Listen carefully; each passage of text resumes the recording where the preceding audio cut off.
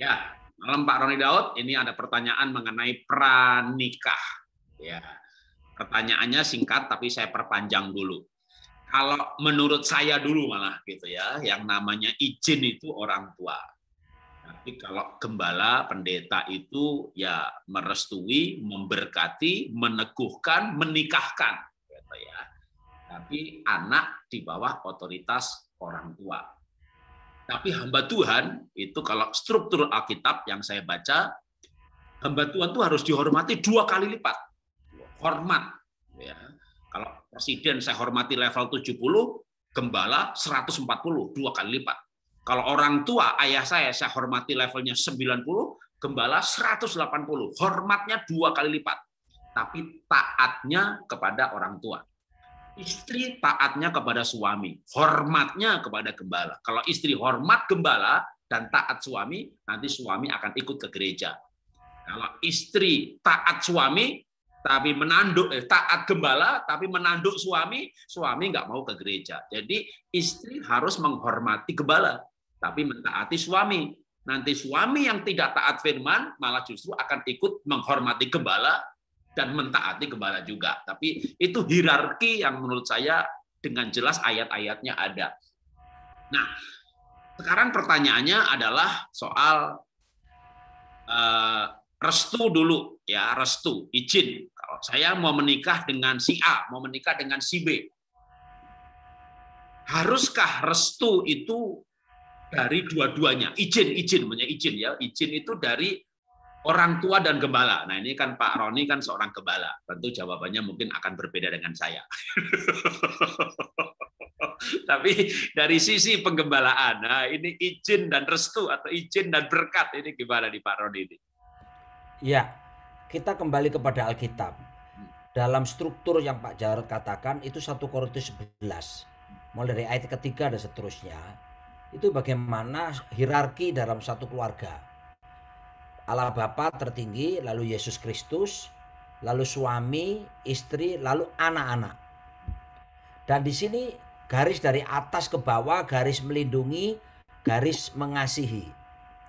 Garis dari bawah ke atas itu garis menghormati, mentaati, menghargai. Nah, kita lihat di sini ini tidak ada unsur hamba Tuhannya. Hamba Tuhan di luar struktur yang ada.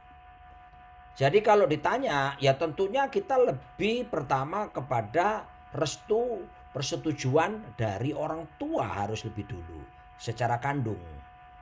Ya, karena di dalam struktur tidak ada. Nah, jadi pertama tentu harus kita lihat, oh orang tua kok tidak setuju ya Pak? Tidak apa-apa, orang tua tidak setuju itu bukan berarti bahwa bukan dari Tuhan. Kadang-kadang Tuhan izinkan ada ujian yang kita harus lalui supaya kita bertekun ya untuk mencari Tuhan dan mencari kehendaknya. Ya, jadi seperti saya dengan istri saya sama sekali orang tua istri saya tidak menyetujui, malah saya mau dibanting Pak. Saya calon mertua saya itu taekwondo dan 2. Ya, walaupun orang Chinese tapi pelatih Kostrad, Komando Strategi Angkatan Darat. Jadi saya betul-betul saya kecil mungil gini, dia tinggi besar gagah gitu. Wah, udah habis sudah. Ya kan? Tapi saya tetap berdoa dan saya tunjukkan sikap bahwa saya serius kepada anaknya. Ya, memang enggak mudah, ya, memang enggak mudah, bukan cuma papanya, mamanya enggak suka sama saya. Cicinya dia enggak suka sama saya. Adiknya dia enggak suka sama saya. Nular ke pembantunya pun enggak suka sama saya. Sampai anjing peliharaannya nggak suka sama saya. Sudah kompak satu rumah nggak suka semuanya. Tapi sekali lagi Nancy suka sama saya. Haleluya. Itulah kita tempuh dengan cara-cara rohani. Ya, kita berdoa sungguh-sungguh.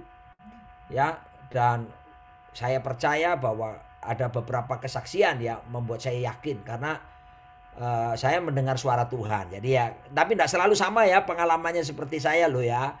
Ini saya sedang kisahkan yang saya alami. Jadi saya mendengar suara Tuhan karena saya dengan istri saya ini bukan jatuh cinta pada pandangan pertama.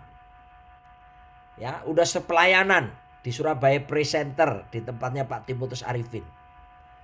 Ya, udah sepelayanan, udah sering ketemu, tapi nggak ada rasa apa-apa gitu ya. Gitu, sampai satu kali saya melayani pemimpin pujian, dia menari. Lalu ketika dia tampil, saya duduk, tiba-tiba itu kok saya tahu itu pasti ada malaikat Tuhan pakai panah itu nembak. Deng! Masuk ke lubuk hati saya, mak, jelek gitu ya. Kok saya bisa lihat dia nari itu suka sekali. Ya padahal saya sudah sering lihat dia. Kok jadi saya tertarik, muncul ketertarikan. Nah waktu itu kan saya sudah sungguh-sungguh dalam Tuhan, jadi saya doakan. Nah ini begini Pak Jarod. Dulu sebelum saya bertobat, saya itu kalau pacaran ya walaupun pendek kecil gini ya laku juga lah gitu ya. Ya saya gunakan segala cara deketin cewek gitu ya. Apalagi saya pinter musik ya, nyanyi pakai musik itu saya pakai andalkan itu bisa naklukkan hati cewek gitu.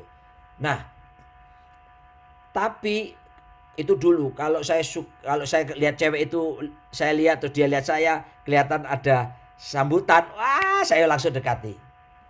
Ya, tanpa doa. Begitu bertobat, saya bilang sama Tuhan, saya tidak akan gunakan cara-cara saya yang lama Tuhan. Saya mau betul-betul dalam pimpinan Roh-Mu.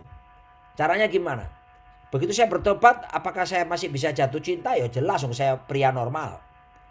Kalau saya cinta seseorang misalnya udah seiman, sepadan gitu ya. Wah ini cocok ini. Tapi saya dalam doa, saya doain tiap hari, saya doain dia.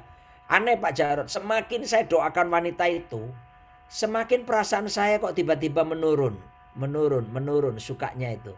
Saya tahu bukan dari Tuhan gitu ya. Terus ada lagi, wah ini malah sepadan, seiman, sepelayanan. Waduh, pokoknya oke lah saya bilang, wah ini rohani anaknya. Bahasa roh, waduh gitu ya. Zaman dulu kan anu sekali itu kriteria bahasa roh itu kan. Wah sudah pokoknya ini cocok. Pinter nyanyi lagi, wah sudah. Terus kalau saya lihat dia lihat saya, matanya kita tahu kan, wah ada gelombang. Udah saya doakan terus, saya doakan. Betul saudaraku. Ketika saya semakin doakan tiap hari, kok tiba-tiba perasaan suka itu menurun gitu. Nah, saya tahu itu bukan dari Tuhan. Singkat cerita, dengan Nancy itu ya sejak kena tembak, ada malaikat seperti nembak itu dada saya itu. Saya doakan dia tiap hari. Semakin saya doakan kok semakin menggebu-gebu. Waduh, nggak kuat saya saudaraku. Tak kuat orang Madura bilang. Sampai satu hari saya berlutut di kamar saya. Saya berkata, saya ngomong keras ini, Tuhan Yesus, saya jatuh cinta sama Nancy. Lalu waktu saya ngomong gitu sambil berlutut ya, tiba-tiba Roh Kudus tuh ngomong Pak Jarod. Ngomongnya begini, saya enggak ada suara sih ya, tapi di batin saya itu jelas. Roni, dialah yang akan menjadi istrimu. Nah, itu sudah.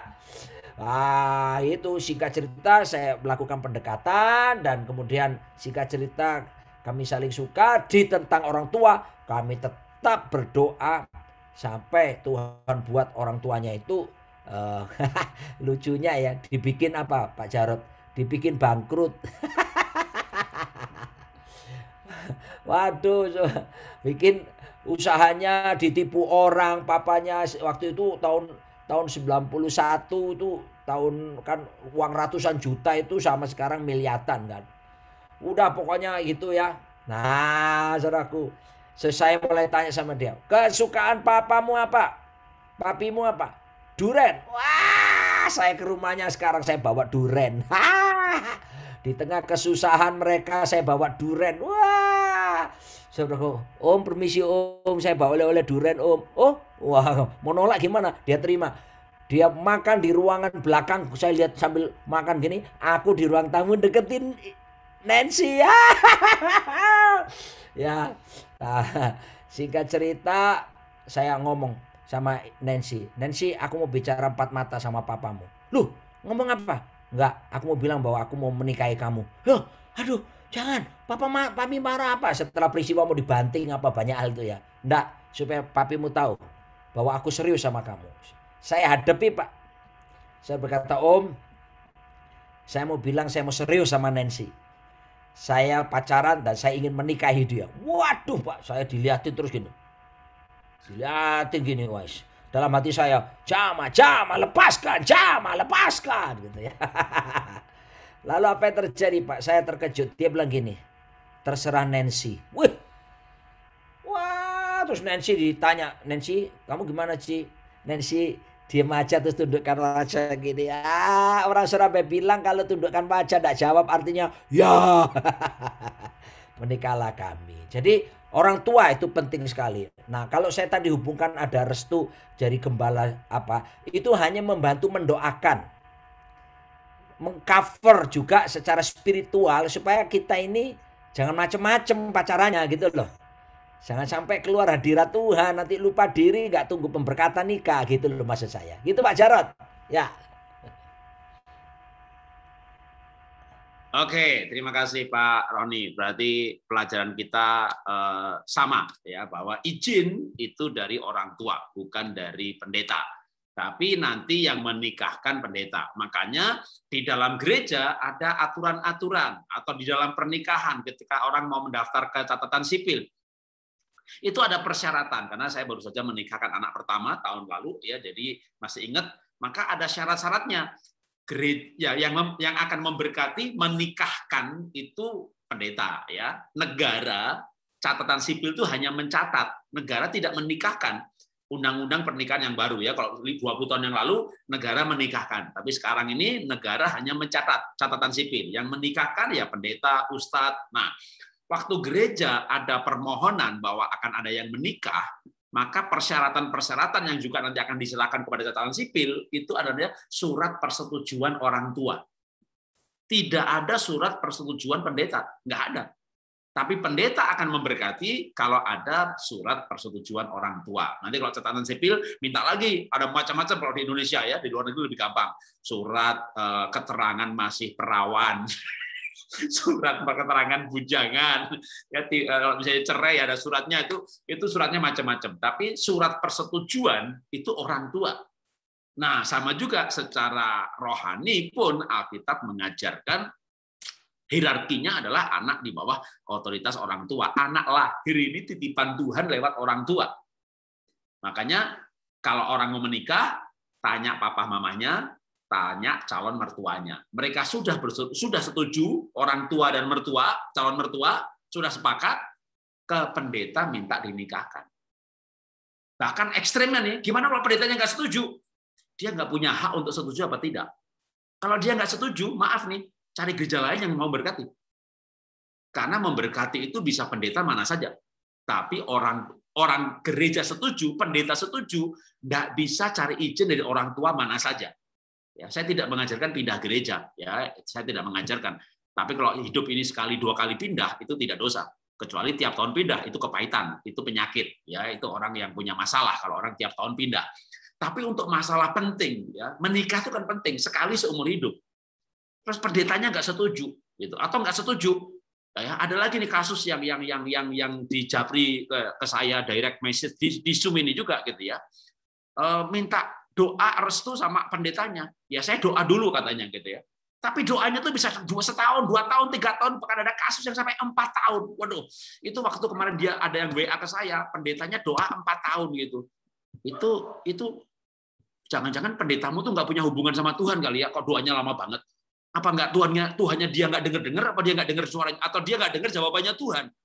Dia berdoa itu sehari 2 hari, dia udah punya keyakinan. Kalau sampai 1 tahun, 2 tahun, 3 tahun itu bukan lagi berdoa, itu dicuekin, diabaikan. Dia nggak ngurusi Anda, dia ngurusi yang lain. Mungkin ngurusin kolektor, mungkin ngurusin apa lagi, Anda diabaikan. Jadi itu Anda boleh minta ketegasan karena Anda mau menikah. Jadi Anda yang mengambil keputusan. Orang tua setuju, calon mertua setuju, tentukan tanggalnya. Ya, nah nanti gereja kan ada persyaratan, misalnya. Oh boleh ya, mau saya berkati boleh, tapi harus bimbingan pranikahnya setahun ya. Berarti Anda bikin tanggalnya itu harus jangan 6 bulan ke depan gitu ya, karena gereja di mana Anda berjemaat lokal ada peraturannya. Di gereja di mana saya ada itu 8 kali pertemuan. Tapi durasinya bukan setahun, ya bisa 3 bulan, bisa 6 bulan untuk 8 kali pertemuan itu. Nah, itu adalah aturan gereja lokal. Tapi yang menentukan mau menikah adalah Anda yang akan menikah dan izin dari orang tua. Ya, kalau izin yang diatur, memang ini ada 1-2 gereja, tapi saya ini punya teman pendeta banyak banget. Menurut saya hanya oknum gereja atau oknum pendeta, karena dari ratusan pendeta yang saya kenal, ya semuanya bilang izin itu orang tua. Tapi saya menjumpai kasus-kasus di mana beberapa gereja, karena memang bukan cuma satu, gitu ya, membangun sebuah sistem, mohon maaf nih kalau saya bilang, itu sistemnya posesif, di mana mau cari pacar aja izin upline-nya, kakak rohaninya. Mau pacaran izin pendetanya, mau menikah izin pendeta dulu baru orang tuanya. Lalu kakak rohaninya yang dimintain izin juga belum punya pacar, padahal dia juga naksir dia. Jadi yang dia doakan apa? Kenapa lama banget persetujuannya? Ini si kakak rohaninya naksir cewek itu minta izin. Kalau cewek ini naksir cowok yang lain, waduh kakak rohaninya nggak ngasih izin. Rupanya dia berdoa putus gitu. Oh dia mau sendiri gitu. Kan ini kan susah ini. Ini maaf ini namanya ini sistem posesif.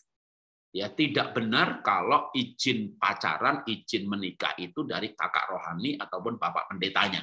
Ya, saya berani berkata dengan tegas karena saya punya landasan Alkitab, firman Allah, dan juga diteguhkan hari ini Pak Roni Daud meneguhkan saya. Tapi juga saya berbicara dengan para pimpinan gereja-gereja, sinode-sinode yang mereka berkata setuju Pak Jarod.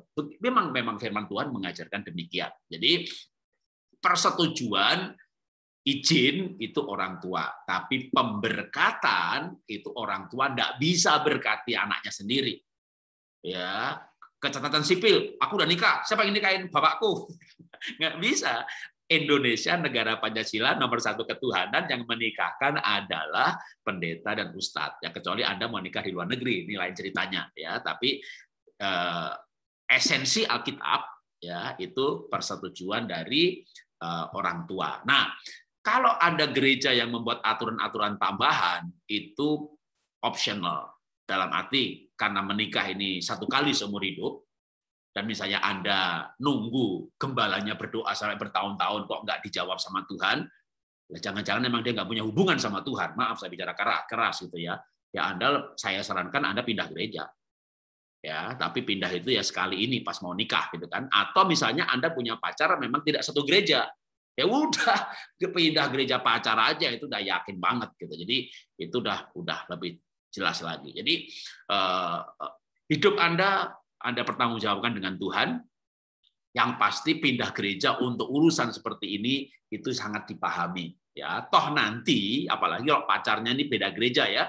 Nah, nanti setelah menikah kan bakal satu gereja. Ya, jadi Anda ya mulai sekarang aja pas mau persiapan nikah ini pindah gereja dengan yang sama dengan pasangannya. Jadi menurut saya ini jelas. Tuhan memberkati. Kita akan lanjutkan ke pertanyaan selanjutnya.